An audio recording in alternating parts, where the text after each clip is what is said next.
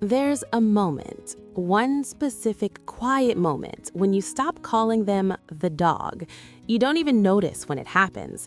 One day you're filling a water bowl and the next you're saying, "He's my brother," without blinking.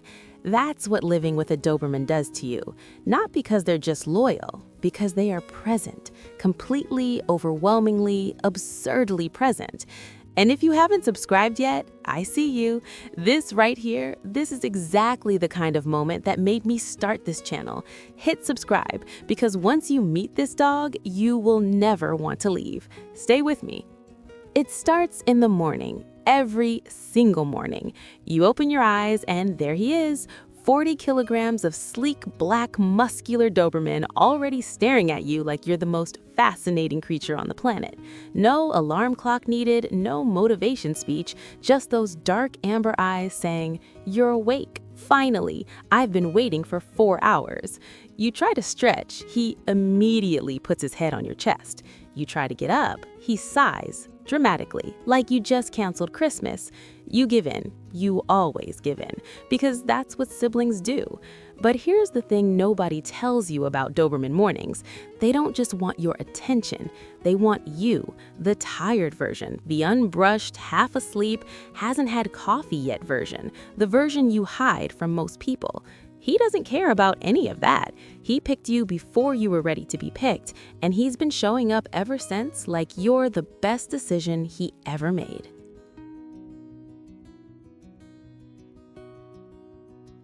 The kitchen is where the negotiations begin. You pour your coffee. He sits, perfectly still, watching the mug like it personally wronged him in a past life. You didn't ask for an audience. You didn't invite a co-pilot. But here he is, ears up, jaw set, eyes tracking every single spoon movement with the intensity of a chess grandmaster.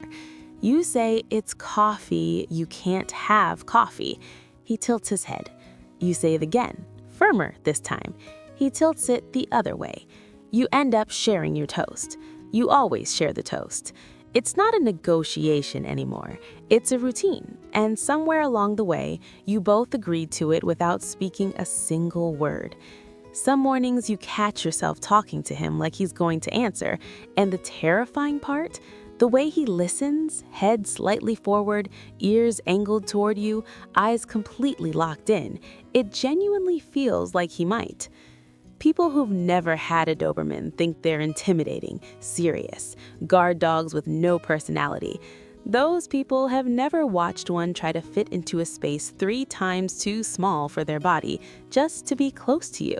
Those people have never seen a full-grown Doberman freeze mid-sprint because a butterfly did something unexpected.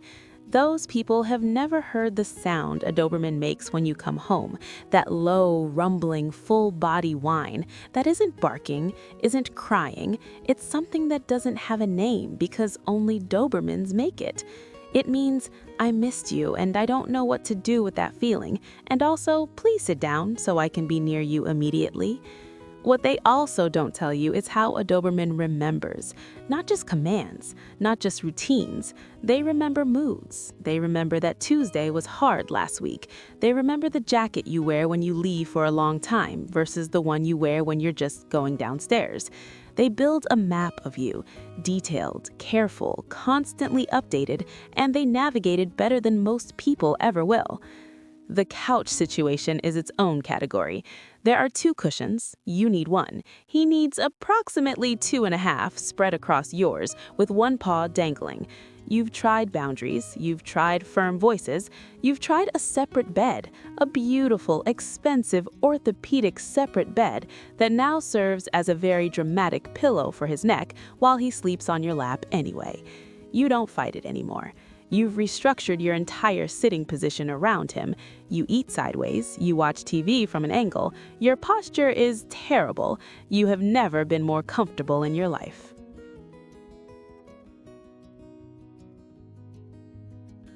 There's something about the way a Doberman looks at you when you're sad. They don't bark. They don't try to fix it. They just come closer, slowly. Like they know that sometimes the only thing a person needs is weight. Warm, solid, breathing weight pressed against their side. No advice, no performance, just presence. You didn't teach him that. Nobody taught him that. He just knows. And in that moment, sitting on the floor, back against the couch, his massive head resting on your knee, you realize this animal has figured out something that most humans spend decades trying to learn. You don't always have to say something. Sometimes you just have to stay. There have been nights, hard nights, the kind you don't post about, where the only reason you got up the next morning was because 40 kilograms of Doberman had already decided the day was worth starting. He stretched, he shook, he looked at you with those amber eyes like, all right, let's go. And somehow that was enough.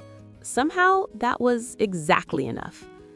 The walk back inside after the last night walk is always the same.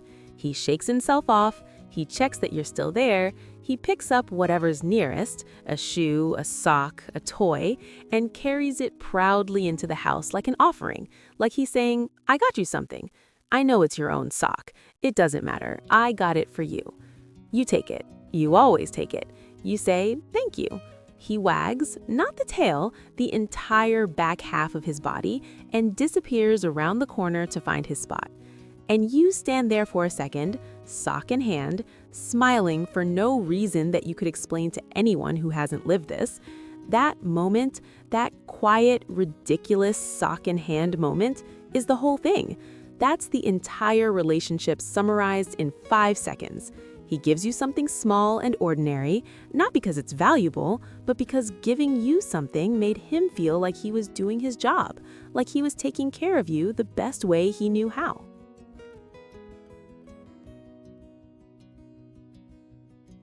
When your dog is more like a sibling than a pet, your life gets louder, messier, more interrupted. The couch is never fully yours. The kitchen has a permanent audience. Your morning has a stage manager who didn't ask for the job, but takes it very seriously. But your life also gets something you didn't know you were missing. Someone who is always, unconditionally, completely glad you exist. Not because of what you do, or what you provide, or who you are on your best days. Just because you're there. Just because you walked through that door again. That kind of love is rare. Genuinely rare, and somehow it came in the form of a Doberman who won't share the couch, but will share every single hard thing you carry. Do you think a Doberman chooses you, or do you think you choose them?